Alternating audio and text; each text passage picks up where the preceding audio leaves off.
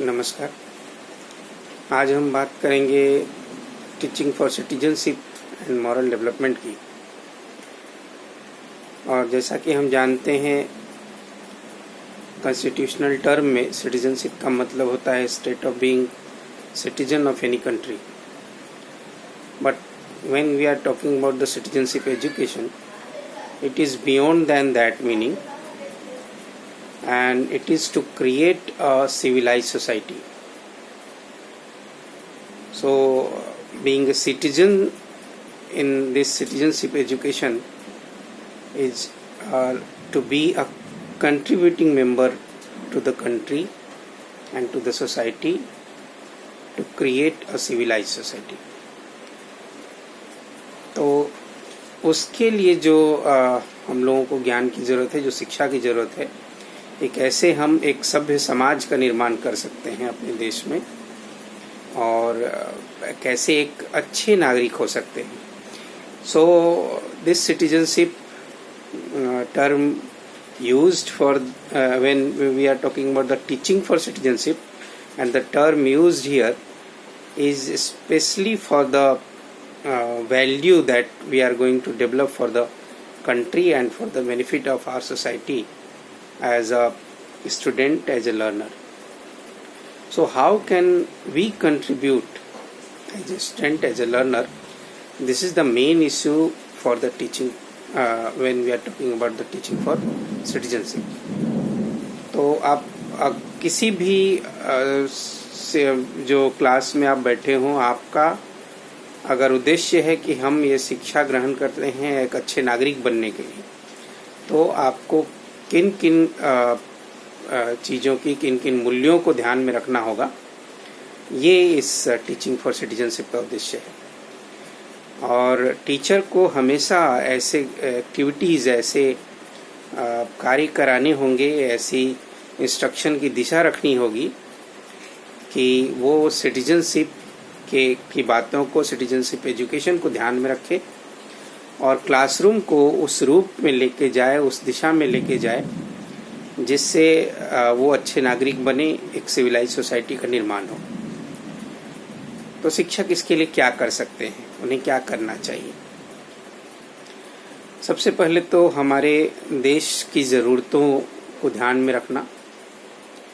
और ऐसे किसी अवसर का पर्याप्त लाभ उठाना जिससे जो उस समय देश की ज़रूरत है और जिससे पूरे देश और समाज को कहीं ना कहीं लाभ पहुंचता हो। फिर से ये संदर्भ आज एकदम बहुत ही कारगर सिद्ध हो रहा है, और बर्निंग इशू जो हमें ध्यान में लाना है वह है लॉकडाउन के पीरियड में हम लोग देश के लिए क्या कंट्रीब्यूट कर पा रहे हैं, समाज के लिए कैसे समाज में अपना योगदान दे रहे हैं। हम लोग में से अधिकांशतः घर में बैठे हुए हैं और सुविधाओं का लाभ ले रहे हैं, लेकिन बहुत सारे लोग ऐसे हैं जो उन वंचित समूहों की सहायता में लगे हुए हैं जो सुविधाओं का लाभ नहीं ले पाते हैं और जिनके लिए खाने की व्यवस्था करना तक बहुत दुर्लभ होता है। तो वैसे संगठन हैं, वैसे राष्ट्रवादी संगठन हैं और ऐसे छात्र समूह भी हैं जो दिन रात मेहनत करके लगे हुए हैं कि वो भोजन का प्रबंध कर रहे हैं बड़े समूह के लिए, अपने अपनी जगह पर रहते हुए। जो लॉकडाउन के पीरियड में नियम हैं उस नियम को भी पालन करते हुए कि एक फिजिकल डिस्टेंसिंग जिसको अभी टर्म दिया जा रहा है उसको फॉलो करते हुए सब लोगों को खाने का प्रबंध किया जाए। फिर फंड रेज करना भी एक वो जो होता है काम, वो सिटीजनशिप एजुकेशन में आता है। तो सिटीजनशिप एजुकेशन में वो सारे कार्य आते हैं जो एक अच्छा नागरिक बनाते हैं। उसमें खाने का प्रबंध करना, लोगों को कपड़े अगर कहीं पे जिनकी कमी है उन कपड़ों की व्यवस्था करना, फिर फंड रेज करना किसी खास समय पे और सब फंड को एकत्रित करके समाज में या देश के लिए लगाना। तो ये सिटीजनशिप एजुकेशन में ये किया जा सकता है, ये टीचर को अपने बच्चों को क्लासरूम में सेंसिटाइज करना चाहिए ऐसे किसी भी कार्य के लिए। फिर अपने देश के प्रति जो प्रेम है उसको जगाने की कोशिश करनी चाहिए अपने गतिविधियों द्वारा। तो जितने भी सिंबल हैं, हम लोग अगर नेशनल सॉन्ग की बात करें या किसी भी तरह के नेशनल सिंबल की बात करें, नेशनल एनिमल की बात करें, नेशनल गेम की बात जब करते हैं कि कौन सा खेल है जो राष्ट्रीय खेल, तो हम लोग ये सारी चीज़ें जो हम लोग मानते हैं कि राष्ट्र से जुड़े हुए हैं, उन चीज़ों का डिस्कशन क्लास में करना, ये भी एक तरह का सिटीजनशिप के प्रति उन्हें, अपने देश के प्रति उन्हें सेंसिटाइज करता है, वो देश के प्रति जोड़ता है। फिर हम कर सकते हैं उनको स्टोरी लिखने के लिए, देशभक्ति पे, राष्ट्रभक्ति पे कार्य करने के लिए कुछ इस तरह के प्रोजेक्ट दे सकते हैं, और वो अगर बना के लाते हैं तो उनका अच्छी तरह से एनालिसिस किया जा सकता है, और शिक्षकों का समूह मिलकर ऐसे कार्यक्रम कराते रहें तो सिटीजनशिप एजुकेशन की ओर वो आगे बढ़ेंगे। और इसमें से बहुत सारे ऐसे इश्यूज़ हैं जो राष्ट्रभक्ति और राष्ट्रवादिता पे डिपेंड करते हैं। उन सारे इश्यूज़ को टैकल करना, बहुत सारे ऐसे कार्य करना शिक्षक के जिम्मे होता है। जैसे वो को करिकुलर एक्टिविटीज जो करता है, कभी उन चीज़ों में राष्ट्रभक्ति की भावना हो, ऐसे जो प्ले किए जाते हैं उनको वहाँ स्टेज पर ऐसे परफॉर्मेंस हो जिनसे राष्ट्रभक्ति निखर कर सामने आए, देश की बातें सामने आए। फिर वैसे लोगों के साथ या वैसे समाज के साथ तुलना करते हुए कि देश में कौन सी चीज़ें हैं, जो कौन से समूह हैं जो ज़्यादातर राष्ट्र की सेवा में लगे रहते हैं, और उनके कुछ आदर्श के बारे में उन पे केस स्टडी करने के लिए कहा जा सकता है, शोध करने के लिए कहा जा सकता है कि आप उन ग्रुप से जाके मिलिए, उनका एनालिसिस करके पूरा प्रोजेक्ट बनाइए। तो ये सारे कार्य सिटीजनशिप एजुकेशन में किया जा सकते हैं। फिर एक बहुत बड़ा इशू आता है राइट्स वर्सेस ड्यूटीज़ की। तो हर एक कंट्री में ये अधिकार से संबंधित चीज़ें होती हैं, और हर एक व्यक्ति को अपने देश में संविधान प्रदत्त अधिकारों की जानकारी होनी चाहिए था। What are the fundamental rights we have been given, और how to deal with all this rights, ये हम लोगों को जानना चाहिए। Even we have to encourage the people and the society about these rights, about the awareness of these rights, and also to act upon the violation of rights accordingly। तो हम लोग जैसे जिस तरह के नियम दिए हुए हैं, कौन से राइट्स को वायलेट करने पे क्या हो सकता है, इन सब के बारे में अवेयरनेस फैलाना, उनको इनकरेज करना कि वो अवेयर हों अपने सारे के सारे इस तरह के प्रोविजन से, ये भी हमारा सिटीजनशिप एजुकेशन का उद्देश्य होता है। लेकिन एक बात होती है कि हम राइट्स के बारे में बहुत सारी बातें कर रहे होते हैं कि हमारा ये राइट है, लेकिन हर राइट के साथ जो कर्तव्य जुड़ा है उसे भूल जाते हैं। तो सिटीजनशिप एजुकेशन उन ड्यूटीज़ और रिस्पॉन्सिबिलिटीज़ की भी बात करता है, उनको अवेयर करता है कि कैसे आप अपने अधिकारों की बात करते समय अपने कर्तव्यों को न भूलें। क्योंकि हमारा अधिकार है कि हम चल सकते हैं, हम रोड पे चल सकते हैं, लेकिन आज जो समय है हम अपने घर में बैठकर भी अपनी दायित्व को निभा रहे हैं। तो हमारा ये अधिकार है। मानव अधिकार की बात जब सब लोग कर रहे थे, हम लोगों ने लॉकडाउन को फॉलो किया, ये हमारी ड्यूटी थी। जब बात हुई, कई सारे पश्चिमी देशों ने, वेस्टर्न कंट्रीज ने इसको डिनाई किया, लॉकडाउन हम कर ही नहीं सकते क्योंकि ये ह्यूमन राइट्स का वायोलेशन है। लेकिन राइट्स के साथ जो ड्यूटी जुड़ा हुआ है कि हम लोग का देश के प्रति, समाज के प्रति जो कर्तव्य है, और जिस तरह से हम कोशिश कर सकते हैं कि किसी भी नागरिक को या हमारे देश को आगे की परेशानी न हो, और आगे वो सभी तरह के रूल्स और जितने भी रेगुलेशंस यहाँ पे अभी दिए हुए हैं उनको पालन करने में जो भी अथॉरिटीज़ हैं उन्हें प्रॉब्लम ना हो और उनका हम सहयोग करें, ये हमारी रिस्पॉन्सिबिलिटी है इस समय। तो हम लोग अपने अवेयर हैं अपने रिस्पॉन्सिबिलिटी से, तो बहुत सारे कार्य जो आसान हो जाते हैं। सिटीजनशिप एजुकेशन का ये हिस्सा है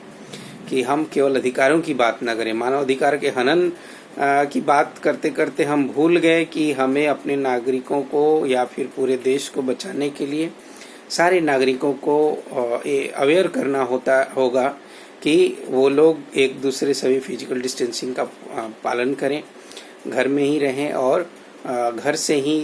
जो भी सुरक्षित रहने की जो जितने भी रेगुलेशंस हैं उनका फॉलो करें। तो इन सारी चीज़ों के साथ जो कर्तव्य जुड़ा हुआ था, उसी के फलस्वरूप आज हम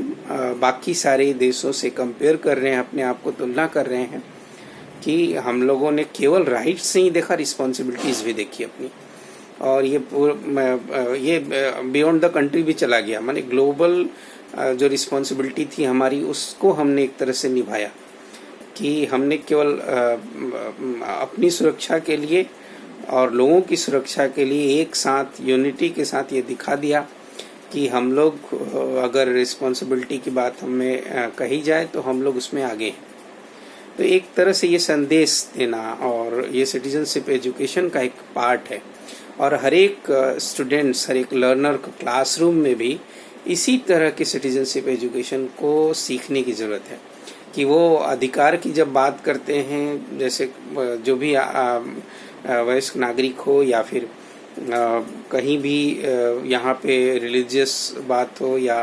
कहीं अपोजिशंस की बात हो, कोई भी बात होती है तो सब लोग राइट की बात करते हैं,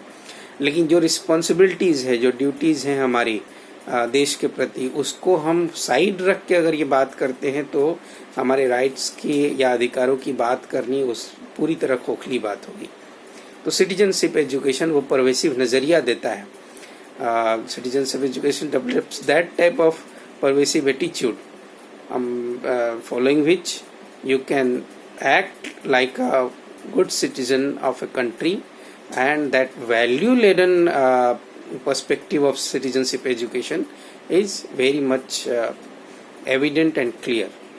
तो हम लोग उसको समझना चाहिए कि हम लोगों ने सिटीजनशिप एजुकेशन को उस व्यापक दृश्य में देखा है, व्यापक दृष्टिकोण से देखा है, और इस कारण हम अपने देश के और एक समाज के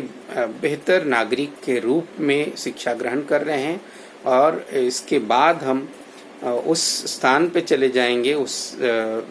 जगह पे होंगे एक नागरिक के रूप में जो बेहतर सेवाएं दे रहा होगा अपने देश को, अपने समाज को। तो ऐसे बहुत सारे जो सिटीजनशिप एजुकेशन के कार्य हैं, क्रियाएं हैं, उसको फॉलो करना, क्लासरूम में फॉलो करवाना और इस तरह की गतिविधियों में इन्वॉल्व कराना, ये शिक्षक का काम है, जिसको हम एक वन बाय वन करके देख चुके हैं, और एक जो बिंदु है उस पर डिस्कशन के थ्रू हम लोग जान सकते हैं, और सारी बातें भी हम लोग इसमें जोड़ सकते हैं। फिर हम अगले सेक्शन में चले, टीचिंग फॉर मॉरल डेवलपमेंट की ओर। तो नैतिक विकास या नैतिकता, पहले नैतिकता क्या है? तो morality is directly related to the judgment and to judge about the good and bad, to judge about the right and wrong, and to differentiate between the two. So that type of ability through which we can differentiate right and wrong, good and bad, and if we can select goodness, righteous conduct on the basis of that ability, then this is the morality. So inculcating that moral value means inculcating that type of ability and getting that type of ability through education. तो हम वो योग्यता विकसित करते हैं शिक्षा के द्वारा, जिसमें हम अच्छे और बुरे के बीच में फ़र्क कर पाते हैं, और वो डिफ्रेंशिएट कर पाना, उस तरह की योग्यता का हमें विकास हो पाना, यही मॉरल डेवलपमेंट के टीचिंग का मतलब है। जब हम बात करते हैं तो एजुकेशन में मॉरल डेवलपमेंट के लिए बहुत सारी बातें शुरू से ही की गई हैं और हमारा नेशनल एजुकेशन पॉलिसी जो राष्ट्रीय शिक्षा नीति फाइनल ड्राफ्ट जो बन गया है, सर्कुलेट भी हुआ है, अभी उसको लागू होना बाकी है, लेकिन उसमें भी वैल्यू एजुकेशन की जो बातें की गई हैं, जैसा व्यापक नज़रिया दिखाया गया है, उसको भी हम लोग सामने रख सकते हैं। और ऐसा नहीं है, इसी बार हर आयोग ने इस बारे में बात की है। राधाकृष्ण कमीशन से अगर हम बात करें तो साफ तौर पे राधाकृष्ण कमीशन ने कहा था कि हमारे लिए मूल्य शिक्षा का सबसे अच्छा माध्यम जो था, हमारे पहले की ऐतिहासिक दृष्टिकोण में देखें तो एंशिएंट एजुकेशन, वैदिक एजुकेशन जो हम बात कर रहे हैं, गुरुकुल शिक्षा based on the Hinduism and Hindu religion was the best way and the best method of education to inculcate values among the children, among the students, learners. तो हम लोग वो अगर देख लें कि गुरुकुल शिक्षा जो हमारी वैदिक शिक्षा की पद्धति थी, उसमें बहुत सारे ऐसे तरीके थे, ऐसे हम काम करते थे, या रिलीजियस रिचुअल्स जो हमारे थे, रिलीजियस एजुकेशन जो हमारा था, वो हमारा आधार था मूल्यों को इनबिल्ट करने का, मूल्यों को अपने आप में इंटरनलाइज करने का, आत्मसात करने का। तो हम लोगों को वो शिक्षा को उन्होंने कहा कि रिलीजियस एजुकेशन इस रूप में बहुत ही महत्वपूर्ण है, और हम लोग सेकुलर कंट्री हैं, इसलिए रिलीजियस एजुकेशन से पूरी तरह दूर हो जाए, ये कहीं की पद्धति नहीं है। और ये कहीं भी अच्छा नहीं होगा कि हम रिलीजन के अच्छे जो हमें परिणाम मिल रहे हैं उसको भी एक तरह से डिनाई कर दें क्योंकि हम सेकुलर कंट्री हैं। ये साफ तौर पे कमीशन में कहा गया, कमीशन के जो रिकमेंडेशन है उसमें उन्होंने कंपेयर किया कि जो हिंदुइज्म की पद्धति थी या इस्लामिक एजुकेशन भी जो बीच में दिया जाता था, रिलीजियस एजुकेशन, वो वैल्यू एजुकेशन को प्रोवाइड करने में, वैल्यू एजुकेशन जब दिया जाता था उस रूप में, धार्मिक शिक्षा के रूप में, वो कहीं ज़्यादा इफेक्टिव थे in compare to the moral education being provided to the school in separate classrooms. तो हम लोग जो मॉरल एजुकेशन अलग अलग क्लासरूम में पढ़ लेते हैं, नैतिक शिक्षा की किताबें पढ़ लेते हैं, उससे कंपेयर करते हुए उन्होंने कहा कि इस तरह से मूल्य जो है इनबिल्ट नहीं हो रहे हैं, इंटरनलाइज नहीं हो रहे हैं। अंतर क्या है दोनों में कि नैतिक शिक्षा की किताब पढ़कर हम केवल नैतिक शिक्षा के प्रश्नों का उत्तर देते हैं, तो कहीं ना कहीं हमारा कोग्निटिव डोमेन, हमारा जो इंटेलेक्चुअल कैपेबिलिटी है वो उसी का टेस्ट होता है। और हम मॉरल एजुकेशन का जो एग्ज़ाम परीक्षा दे रहे होते हैं वो कई बार रोट मेमोरी पे होता है, कई बार कहानियों का जो मॉरल स्टोरीज होती हैं उनका एक तरह से हम समझ जाते हैं, तो काफ़ी अच्छे मार्क्स भी आ जाते हैं। फिर भी क्या वो मार्क्स हम लोग कहें कि मॉरल एजुकेशन के स्तर को दिखाता है? ये प्रश्न पूछें तो जो इवेल्युएटर हैं या असेस करने वाले हैं मॉरल डेवलपमेंट के, वो भी इस बात को मानेंगे कि ये सिर्फ प्रश्नों का उत्तर देकर हम लोग ये नहीं कह सकते कि मूल्य जो है समाज के इन लर्नर्स को, इन विद्यार्थियों में आत्मसात हो गया है। और इवन इसलिए भी कहा जाता है कि values are not taught but caught. तो वो समाज में पकड़ने वाली चीज़ है कि हम लोग जो काम करते हैं, ख़ास तौर पे टीचर जो कार्य करेगा वो मॉरल अपराइटनेस या मॉरल अपग्रेडेशन का सबसे अच्छा तरीका होगा, और वो जो रोल मॉडल बन सकता है वो स्टूडेंट के लिए सबसे अच्छा तरीका होगा कि वो मॉरली स्ट्रांग होंगे, और मॉरली कई मामले में वो जज कर पाएंगे अच्छा क्या है, बुरा क्या है, सही क्या है, गलत क्या है, और उसके आधार पे वो कई सारे डिसीजन ले पाएंगे अपनी लाइफ में। तो इसलिए एक शिक्षक का पहला कर्तव्य है कि वो पहले अपने लाइफ में, अपने जीवन में वो मोरालिटी को शामिल करे, और अपने विद्यार्थियों के सामने एक आदर्श बन के प्रस्तुत हो। तो ये तो सबसे पहले इस तरह के प्रोविज़न की व्यवस्था है। दूसरा हम बात कर रहे थे रिलीजियस एजुकेशन से रिलेटेड। तो रिलीजियस एजुकेशन में भी खास तौर पे जो धर्म की शिक्षा, जो नैरो माइंडेड शिक्षा है या संकीर्ण व्यवस्था है अपने अपने धर्म की, उसको न देते हुए धर्मनिरपेक्षता की बात रखते हुए और धर्मनिरपेक्षता को पूरी तरह मानते हुए ये किया जा सकता है कि सारे धर्मों के जो अच्छे मूल्य हैं वो लगभग समान हैं। उस पर कार्य करते हुए सारे धर्मों के उन अच्छे मूल्यों को सब में इंटरनलाइज करने की बात की जाए, बिना किसी धर्म के प्रति पक्षपात का रवैया अपनाए और दूसरे धर्म के प्रति असहनशीलता की भावना न रखते हुए अगर सारे धर्मों के उन मूल्यों को देखा जाए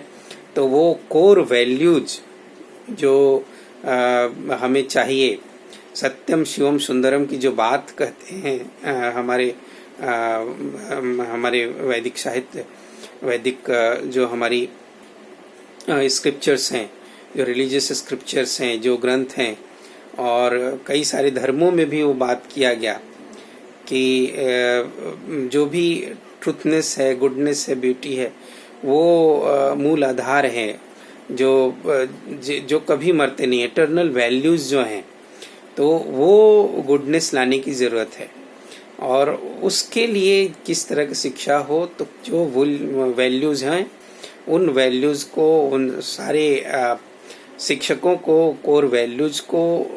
इनबिल्ट कराने की, इंटरलाइज करने की शुरू से ही कोशिश करनी चाहिए। और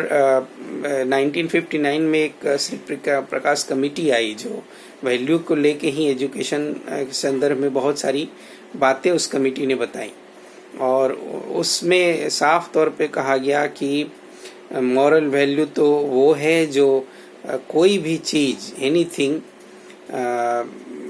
जो आपके जीवन में ऐसे कुछ परिवर्तन लाए जिससे आप दूसरों के साथ अच्छा व्यवहार कर सकें। वो सारी चीज़ें मॉरल वैल्यू के अंतर्गत आती हैं। तो नैतिक मूल्य में आप कैसे, किन माध्यमों से, किन विधियों से अच्छे व्यवहार की बातें सीख लेते हैं, वो सारी चीज़ें मॉरल वैल्यू के अंतर्गत आएंगी। तो इसमें रिलीजियस एजुकेशन पे भी कहा गया कि व्यापक होने की ज़रूरत है। तो राधा कृष्ण कमीशन ने भी कहा कि जैसे हम प्रेयर करते हैं सवेरे सवेरे, वो हर स्कूल में होनी ही चाहिए। तो ये प्रेयर एक बहुत अच्छा माध्यम है स्कूल का एजुकेशन, मॉरल एजुकेशन के लिए। हम जो प्रार्थना करके जाते हैं, तो स्पिरिचुअल बीइंग होना अपने आप में ये वैल्यू है। और स्पिरिचुअल बीइंग होने के लिए आपको दूसरे के दुख में शामिल होना पड़ेगा और किसी के दुख को समझना होगा कि कैसे उसके दुख को दूर किया जा सकता है, और समाज में अपने उस तरह की भावना को विकसित करने के लिए शिक्षक कैसे क्लासरूम में कर सकता है, क्लासरूम में किस तरह की विधि से वो पढ़ा सकता है कि ऐसी भावनाएं विद्यार्थियों में आए और क्लासरूम का एक विद्यार्थी इस बात को समझ जाए। जैसे हम लोग घर में भी अगर इस तरह से कहते हैं कि पढ़ाते तो हैं कि झूठ मत बोलो, ट्रुथनेस की बात करते हैं हम, लेकिन जैसे ही अपने बच्चे के सामने अगर बोल देते हैं कि बोल दो घर में हम नहीं हैं, किसी को मना करते हैं, फ़ोन पे ही किसी को बोल देते हैं कि नहीं अभी हम नहीं हैं, और लेकिन बच्चे को सिखा रहे हैं कि झूठ मत बोलो। तो ये बातें साफ तौर पे बताती हैं कि वैल्यूज़ को हम लोग एक तरह से मशीनरी चीज़ समझ रहे हैं, जो कि है नहीं। ये अफेक्टिव डोमेन से जुड़ा हुआ है, और अफेक्टिव डोमेन वाली चीज़ें ज़्यादातर प्रैक्टिस की चीज़ें होती हैं, वो जीवन में उतारने की चीज़ें होती हैं। तो क्लासरूम में भी टीचर लेक्चर के थ्रू या केवल लिखी हुई बातों से न करके उनको कई सारी चीज़ें स्टूडेंट में इनबिल्ट करने के लिए प्रैक्टिस में लाना पड़ेगा, और ऐसी बातें करनी होगी जिसे मॉरल फॉर्मेशन हो, कैरेक्टर फॉर्मेशन हो। तो कैरेक्टर बिल्डिंग वाली वो सारी एक्टिविटीज़ जिसमें वो बात कर सकते हैं कि कैसे उनके आसपास के एरिया में कौन से ऐसे समूह हैं जिन्हें बहुत ज़्यादा जो समस्या से ग्रसित हैं, या फिर कैसे कोई संघर्ष के थ्रू आगे बढ़ा है, वैसी स्टोरी को वो एक तरह शेयर करते हैं, वैसी स्टोरी बताई जाती है उनको। कैसे एक दूसरे की मदद करने की जो एग्जाम्पल्स हैं, वो ढेरों एग्जाम्पल्स रोज दिए जाते हैं, जो वास्तविक दुनिया से गढ़े गए हों, वो कहानी ना हो, वो वास्तविक जीवन से रिलेटेड हो, और ज़्यादातर सत्य पे आधारित जो घटनाएं हैं वो हमारे मॉरल फॉर्मेशन का आधार बन सकती हैं। उनको आइडेंटिफाई करके सिलेक्ट करके क्लासरूम में प्रोड्यूस करने की ज़रूरत है। और एक टीचर को इन सब चीज़ों को एक साथ समराइज करके वो क्लासरूम में प्रदान करे, यही तभी वो शिक्षक एक अच्छा मॉरल फॉर्मेशन की ओर आगे बढ़ सकता है। अब है कि वो सारी चीज़ों के अलावा एक शिक्षक क्या कर सकता है, तो मॉरल फॉर्मेशन, कैरेक्टर फॉर्मेशन के अलावा वो इंक्वायरी मेथड का भी सहारा ले सकता है। मॉरल इंक्वायरी जो बात होती है उसमें वो रिफ्लेक्टिव प्रैक्टिसेस, रिफ्लेक्शन की बात करता है, और रिफ्लेक्शन के थ्रू एक स्टूडेंट, एक लर्नर भी अपने आप अपने अंदर झांक सकता है। And through introspection one can जज अबाउट हिमसेल्फ और herself that at what level he or she is right now when we are talking about the moral education। तो वो अपने स्तर को देखे कि क्या आपने जो आज काम किया, ये काम किया, वो क्या मॉरली या एथिकली राइट था। क्या आपने नैतिकता के उन सिद्धांतों का पालन किया जब किसी भी विद्यार्थी के साथ आपका इस तरह का व्यवहार रहा, आपने उसे कुछ मदद किया या नहीं किया। इन सब चीज़ों से रिफ्लेक्शन के द्वारा उनसे प्रश्न पूछा जा सकता है कि आप विश्लेषण करिए कि ये कार्य हुआ तो उसमें क्या हुआ। दूसरों का एग्जाम्पल देकर भी, खुद का एग्जाम्पल देकर भी कह सकते हैं। अगर सामने वाले को या स्टूडेंट को ऐसा न लगे कि उन्हें डिमोरलाइज किया जा रहा है या उन्हें सबके सामने अपमानित किया जा रहा है, तो खुद का एग्जाम्पल लेके एक शिक्षक ऐसे बात पूछ सकता है कि हमने ये किया, जबकि वो हो सकता है कि क्लासरूम में ऐसे हो रहा हो। शिक्षक के प्रति अगर किसी स्टूडेंट का व्यवहार इस तरह का है तो बिना उसको पॉइंट आउट किए भी पूछा जा सकता है कि as a learner, as a classroom student, when I am behaving like this to the teacher और responding to any teacher like this, then analyse this activity, analyse my behaviour on the basis of moral development and moral education। तो इसमें वो reflection या reflective practices के द्वारा attitude को change करने की बात होती है। तो मॉरल फॉर्मेशन में मॉडलिंग किया जा सकता है, धीरे धीरे उनके बिहेवियर को उस रूप लाने की कोशिश की जाती है। कई सारे उसमें गतिविधियां होती हैं और मॉरल इंक्वायरी के द्वारा उनको इंट्रोस्पेक्शन के लिए बाध्य किया जाता है, इंट्रोस्पेक्शन की ओर ले जाया जाता है, जिससे वो अपने बारे में जज करते हैं और वो निर्णय लेने के योग्य बनते हैं कि सही क्या है, गलत क्या है, और कैसे हम लोग जो है नैतिकता की राह पर चले। और इसी तरह सिटीजनशिप को भी वैल्यू से जोड़ दिया गया अगर, तो सिटीजनशिप भी एक वैल्यू है, एक मूल्य है कि हम कैसे एक नागरिक के रूप में कैसे एक विस्तृत और व्यापक सोच के साथ पूरे देश और समाज की भलाई के बारे में सोचें, किसी को दुखी न करें, किसी को अपने व्यवहार से हम ऐसा न करें कि उन्हें लगे कि उनका जानबूझ के अपमानित किया जा रहा है या ऐसा कुछ जिसके तहत जो किसी भी मानवता के दृष्टिकोण से या नैतिकता के दृष्टिकोण से सही नहीं है। तो ये सारे मूल्य जगाने की जरूरत है। नागरिकों में भी एक अच्छा नागरिक मतलब मॉरली जो स्ट्रांग होगा, मॉरली जो एक तरह से सारी जो सिद्धांत हैं नैतिकता के, उन सिद्धांतों को पूरी तरह से अनुसरण करने वाला, उन सिद्धांतों से जुड़ने वाला व्यक्ति जो होगा वो वास्तव में एक अच्छा नागरिक और एक अच्छा व्यक्ति जो नैतिकता के पैमाने पे भी खरा उतरेगा। इस तरह का एक हमारा लक्ष्य होता है। और उसको शिक्षक और विद्यार्थी क्लासरूम में भी विभिन्न तरीकों से अपना सकते हैं। ऐसे हमारे मेथड हो सकते हैं, ऐसे एक्टिविटीज़ हो सकते हैं जिनके द्वारा हम लोग सिटीजनशिप और मॉरल डेवलपमेंट के लिए शिक्षण कर सकते हैं। धन्यवाद।